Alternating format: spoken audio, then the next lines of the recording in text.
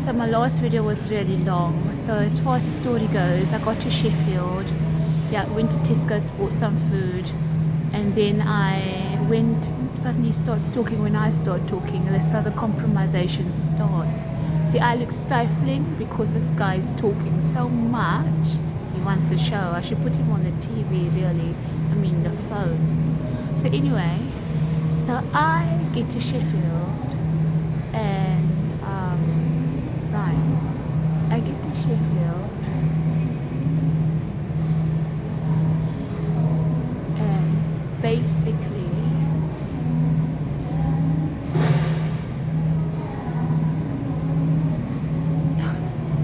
that's a big statement. So I go to Sheffield, I go to Tesco's, I go to the, no, I thought I went to the petrol station, but I didn't. Anyways, so I went to, what's it called? I went to a hotel. It's called the Consort. Oh, I looked up hotels near me. The first one that came up, this is how intricate and detailed this all is. First hotel that comes out is a Consort Hotel. So my phone isn't itself. Okay, anyway, so like I said, weird. Anyways, I was in Broomsfield. I was in Sheffield. I drove there. It was about 20-30 minutes. Anyways, it gave me the room 204, and 204, like literally, I just needed to get into a night's sleep. Like I treated this as a holiday, no joke. But it was the reason why I didn't get to Scotland, because like I was like, you know, it's different land, different laws, and I was like, oh, what if like I get followed?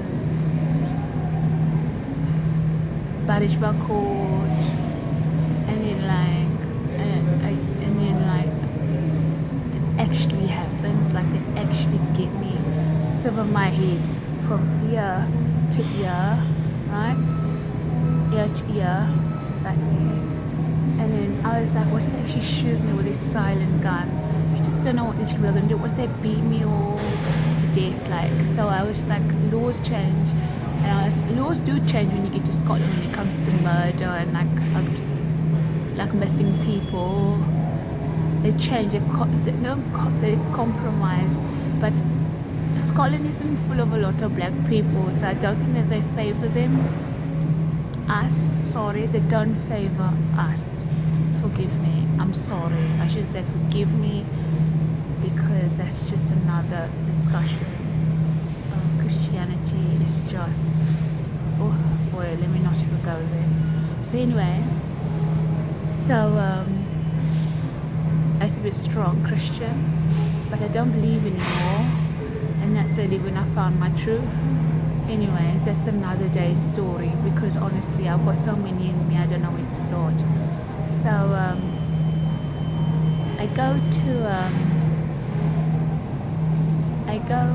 anyway, I'm in Sheffield, I go to Broomsfield, I go in, and this girl, like, I don't know where she came from, like she came from nowhere, and I really liked her earrings, like they were nice, yeah. So anyway, so I noticed her earrings, and thank you, and yeah, I noticed the earrings, and then I went to go get my stuff out of the car, come back, noticed some money on the floor. It's like, boy, that's my wage right there, like pennies, and like those pennies, and it was like some silver money laying on the floor, and I was like, that's my wage right there, honestly, because I haven't got a job. Like things have got so bad. Like I really liked living in Barisba Court. I was there for 9 years. I had a job, I have a car, I was doing so well, and suddenly like everything just like towered. And it was like I handed my notice in May. I had a business called Shabby Chic. Well, it wasn't that busy, and like everything was just like coming to an end with me, and I really liked, I had like, it wasn't a business, it was more like a hobby that I really wanted to turn into a business, but I just couldn't. And I had like a studio in Milton Keynes, and I would go like every other day, and it was so much fun. It was called Art Central. Like, go check it out, guys. That's the place to be. I was so happy when I found it, because I was just like, where has this been hiding? Like, honestly, oh, it was just amazing to be there. I was always a creative child, and it was just so nice to create again. I was making bags, sewing stuff, like painting. Like, honestly, it was just nice to express myself like that. Anyways, let me get back to the story, because I keep trailing off to other places like New Zealand and stuff. Anyway, so and I come back and I go to Dubai. Oh no, it's always hot. No, gotta blame it. That's not true. This is natural. No fake back here. Anyway, I don't know what that accent was. I'm so sorry if you sound like that. Like my daughter just the sound I just made. I'm so sorry. Why is it wind in here? Honestly, who opened the window? That thing wasn't even blowing with you. Was it? I don't know. Anyway, so I go to this hotel, and I put like I look around, and it's like old. It's old, but it's modern, you know. So it's old school, but on the doors it says codes. And I was like, interesting. We're moving up in the world, really are. So anyway, so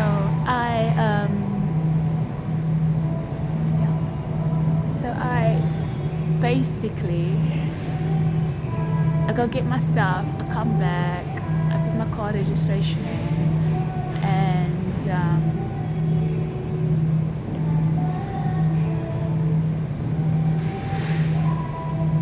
it's got nothing to do with you. Honestly, that's where I lived. That's my tale.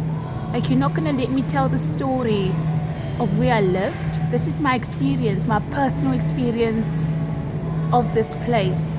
Like, I don't care who built it, but this is the place where I live. This is my experience, my personal experience. You can't cut me down. Like, honestly, you can't just say, don't put that up because you're compromising Richbell Court.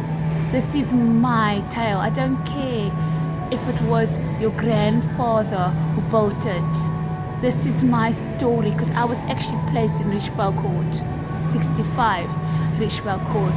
Go do your history and find out what is really happening in Richbell Court, because I'm sure it's still standing today. I mean, it takes about 30 years. I mean, it takes about 2 years to get the place torn down in England, I think. I'm not sure about the legislation. I haven't looked it up. I'm not that deep. But anyway, yeah, I think, no, I didn't know about that. Like, honestly, like, the place just needs to burn down, because there's been so many murders. Like, there's lots of trap houses in that place. Like, when I was in my bathroom, honestly, I could hear this girl shout, and her mouth was closed, and I was like, there's lots of more. Like, literally, it was like spooky. I was like, wow. Yeah, and I think I'm the only one that survived, because I think that girl was actually killed. Like, guys, this is a real, like, I feel like I'm in a sort of a Sherlock Holmes, Jack Ripper sort of film. Like, honestly, like, I'm so normal. I don't expect these things to happen to me. So it's a bit like a shock to reality. And I just had to share my story. And this is my story. This is, I paid rent for 9 years in 65 Richbell Court. And this is my experience at the end. And I can't be cut off from telling my experience. Yeah, because I don't care if your grandfather, your mother, your brother helped build their place, chipped in. You know, I don't care. I don't care if who built it, because you can put a bullet in my head for telling my story. Yeah, you can sever my head off, but this is my story, and I'm gonna get it out before I die, because this won't end, because I was labeled with 65 Richbell Court. And do you want to know what? The only way to get out of there is death. There's no other way out of Richwell Court. If I knew that, I wouldn't have taken that place. But I didn't, because I was ignorant to the woes of Richwell Court, because everyone was so nice for so many years. Like, honestly. And I think they even had boards in their house with like notes, and people would watch me, and I didn't even notice, but this came to me afterwards. And it was just like, no, it's not that long. Anyway, so it just came to me, and I was just like, whoa. Like, I could see whiteboards. Like, that sounds weird. It's like everyone had this whiteboard and were taking notes. Like, oh, she comes home at this time. And it's like, I put like, there's a flyer, a bug. Anyways, I put like the light on, and I just felt like it went off somewhere else as well. Like, you just get you have these innate animalistic senses, like, and they just come alive when you're in danger, guys. Don't do this at home. Don't try it. But the thing is, like, you should just like, can you please be quiet, because I'm trying to make a video. Thank you very much. So yeah, so I'm compromised now, because people talk so loud and I want to get involved with my story, and it's my tale to tell, because it's my life that is on the line. Yeah, do you understand that? So I don't know if this is the day that I die, because there's so many hitmen following me. Yeah, so I don't know if I die today, if I'm gonna die tomorrow, but I have to tell my story. I have to make the world aware of what has happened to me, okay? Because I lived in Richwell 65 Richwell Court. But at the end of the day, it's not only that, but what is it?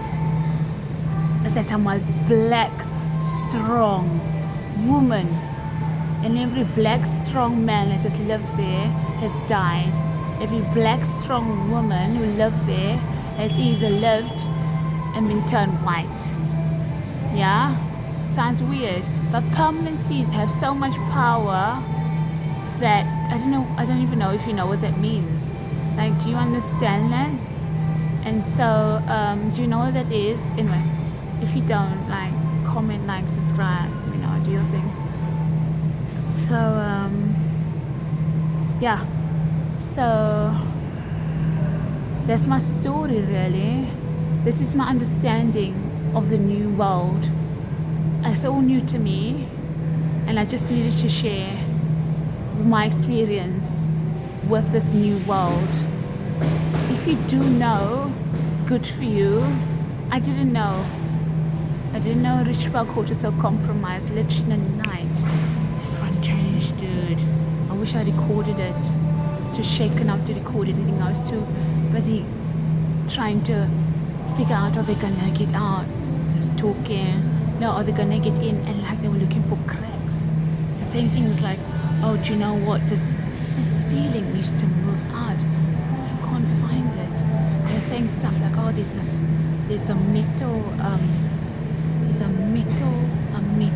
wall. And I was like, what metal? Like, apparently they were banging on my door. Well, I heard someone say it was banging, like banging. Honestly, guys, I heard nothing rattling my door. I heard nothing. I had no fear in me. No fear. I was just laying there and sweating my head off. That's why in the first video, you see I'm really dark, because there was actually by my bed, there's like this photo, but I didn't even know it was there, but I think there was hot air coming out. And I thought at first it was a blowtorch, because, but it wasn't. But the thing is, it was actually hot air, and it changed the structure of my skin to turn me white. But because I haven't, okay, that sounds weird, but my molecular structure was changing. Like, my pigmentation was about to be lifted and turned into something else with the addition of a permanency, which a lot of black people have and accept, because they don't want to be black, because in this world, black is so low and seems so bad that they want to change. But the world is changing. You need to be who you are. If you're black, you embrace it, you love it, you yourself. You understand me? You love yourself, guys. As you are, you love your kinky hair. Oh gosh, I know you hate me now because I love myself so much. But this is who I am. This is me. I'm gonna love me as I come. Okay, that sounded weird and compromising. I wasn't trying to lead you on. But the thing is, if you're white, brown, pink, blue, and purple, orange, yellow, you love yourself, guys. If you're strong, you embrace it and you love it. Yeah, but there's a world, and if you're weak, that's okay, you know. But the thing is, right, because I'm so strong in this world, there's a system that wants to infiltrate you and make you weak, especially, only if you're black. Yeah. So that's it. That's why they put me in Richborough Court, because I'm a strong black woman. I don't know how far this goes back. I don't know how far this was planned. I don't know who what planned it. But I just am so glad I'm out. Or am I? I just don't know. I don't think I am, because I just had to leave Sheffield. And it's 5 in the morning. I just driven. I don't know where I am, but I'm in this service station. I just passed Northampton. I'm on the M1. And I'm driving very safely, but I pulled over because I'm very tired. Oh, no, don't say that. Yeah, I haven't slept in like four days. So I really wanted just to go to Sheffield just to rest. But when I was there, oh my gosh, it was the most